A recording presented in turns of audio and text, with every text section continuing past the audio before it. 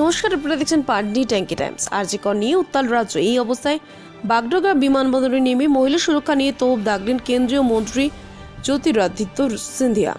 এদিন তিনি বলেন, দুঃখের বিষয় পশ্চিমবঙ্গ কয়েক বছর ভয় ও সন্ত্রাসের পরিবেশ সৃষ্টি হতে হয়েছে। তৃণমূলের আমলে মহিলাদের খুন করার পর কোনো ব্যবস্থা নেওয়া হচ্ছে না। অপরাধীদের বাঁচানোর চেষ্টা চলছে। এখন কেউ সুরক্ষিত নয়। সুপ্রিম কোর্ট যা নির্দেশ দিয়েছে, যদি নির্যাতিত তাতে পরিবারকে ন্যায় বিচার দেবে। অপরাজিতা বিলকে ঢঙ্গি বিল করে কটাক্ষ করেন মহিলা মুখ্যমন্ত্রী। রাজ্যে মহিলাদের নিরাপত্তা কোথাও প্রশ্ন তোলেননি। পাশাপাশি বিমানবন্দরের উন্নয়ন ও উত্তর পূর্ব উন্নয়ন বিষয়ক মন্ত্রী হিসেবে আগামীকাল সিকিমের মুখ্যমন্ত্রীর সঙ্গে বৈঠক করবেন তিনি।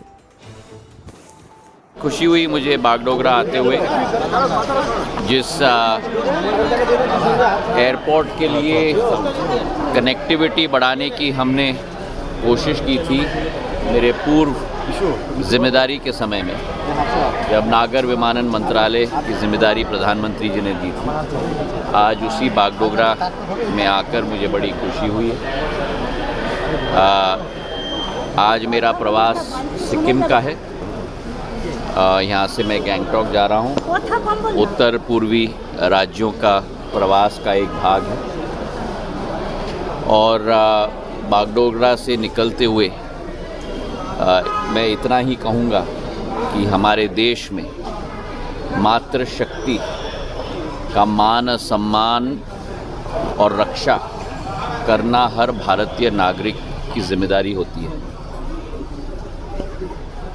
हमारे ग्रंथों में भी लिखा गया है कि यत्र नारायस्तु पूजन्ते तत्र रमन्ते देवता, कि जहाँ नारियों का सम्मान होता है वहीं देवता विराजते हैं।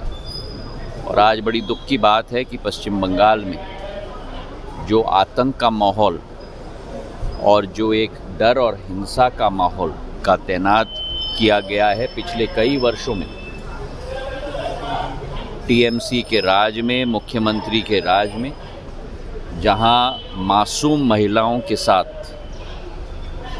इस तरीके का दुर्व्यवहार नहीं, लेकिन उनका खून किया जाता है और कोई एक्शन नहीं, पूरी तरह से फरेब करके लोगों को बचाने की कोशिश की जाती है। आज पश्चिम बंगाल में ना महिला सुरक्षित है, ना युवा सुरक्षित है, ना व्यापारी सुरक्षित है, ना आम इंसान सुरक्षित है। और मेरी यही आशा और अभिलाषा है कि जो सर्वोत्तम न्यायालय ने कदम उठाया है, उनके परिजनों को न्याय मिल पाए। जो ढोंग रचा जा रहा है विधानसभा में अपरिजिता विधेयक पारित करके, नियम और कानून दिखाते हुए, जब स्वयं पश्चिम बंगाल में मेरी मातृशक्ति की रक्षा एक महिला मुख्यमंत्री नहीं कर सकती, तो फिर ऐसे सरकार का औचित्य क्या है? ये प्रश्न एक एक व्यक्ति के मन में और मस्तिष्क में है। बहुत बहुत धन्यवाद, बहुत धन्यवाद। Sir, Mamata Banerjee completely totally an eyewash. Why is there no action being taken? What action has been taken to ensure that incidents like this do not occur? It's happening day by day by day by day. And today, women are living in terror in West Bengal. Youth are living in terror in West Bengal. Vyaparis are living in terror in West Bengal. Aam Jan is living in terror in West Bengal. The only people who seem to be happy are those members of the TMC, politically in power. But they should not forget that you may be in power due to your politics today, but people will remove you tomorrow, because we are all answerable in democracy to the people. So father of the deceased recently alleged that police were tried to bribe them to suppress the... It's very clear that this is a total cover-up operation.